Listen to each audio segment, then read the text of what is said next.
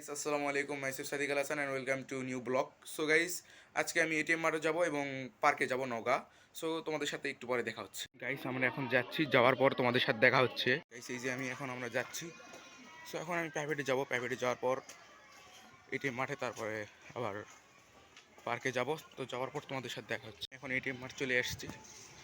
So এখন আমি তোমাদেরকে এটিএম মাঠ ভিউটা দেখাবো। এটাই হলো এটিএম মাঠের ভিউ।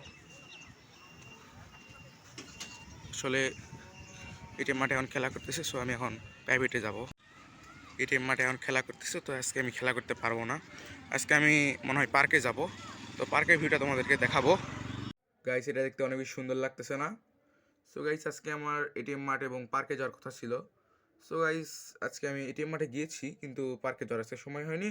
সো কালকে তোমাদেরকে আমি পার্কের ভিউটা দেখাবো। সো আজকে এত পর্যন্তই থাকলো। সবাই আমার চ্যানেলটি সাবস্ক্রাইব এবং লাইক এবং কমেন্ট করে দিও। তো টাটা।